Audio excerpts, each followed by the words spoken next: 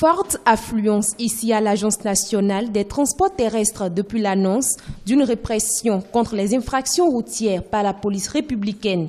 Les propriétaires d'engins de 2 à 4 roues mettent les bouchées doubles pour se mettre à jour en ce qui concerne la détention des cartes grises et des plaques d'immatriculation. Cette affluence est due à l'entêtement de certains et à la négligence d'autres. Je dis entêtement parce que nous savons tous qu'avant de mettre en circulation une moto, il faut d'abord l'immatriculer. Les gens préfèrent attendre les répressions pour pouvoir se décider.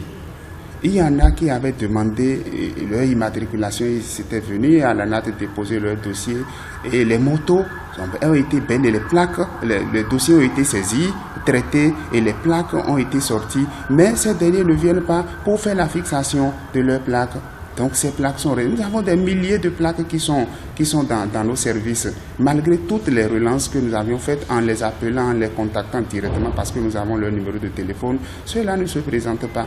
Donc aujourd'hui maintenant, il y a une ruée, ils se ruent tous vers l'Agence nationale des transports terrestres pour pouvoir faire leur immatriculation. Selon le directeur général adjoint de l'ANAT, le processus de retrait de la carte grise et d'immatriculation des plaques est désormais simplifié. Une réforme dont le but est d'aider les citoyens détenteurs de moyens roulants à se mettre en règle dans un bref délai. Le processus n'est plus compliqué. Dès que l'usager se présente, il procède à ce que nous appelons la réception. Les gens reçoivent, ils réceptionnent la moto, c'est-à-dire la réception consiste à vérifier et à contrôler les caractéristiques techniques sur la moto. Donc tout ce que l'usager fait, l'usager vient avec sa moto pour déposer son dossier et le reste, c'est l'équipe technique de l'ANAT qui s'en occupe. Pour faire face efficacement à cette affluence, des dispositions ont été prises par l'agence. La politique développée par l'équipe dirigeante de l'ANAT pour pouvoir faire face à cette affluence et leur offrir un service de qualité toujours dans la célérité est que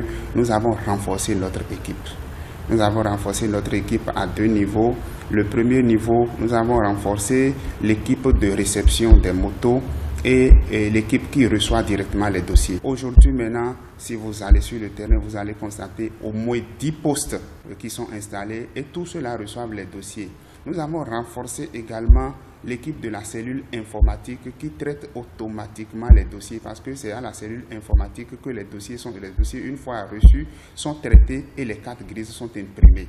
Donc nous avons renforcé également cette équipe. Rodrigue Michoadou a pour finir invité les usagers de la route à se rendre dans les différentes annexes de l'ANAT pour se conformer aux règles. Rappelons que la non-détention de ces pièces est frappée d'une amende allant de 5 000 à 20 000 francs CFA.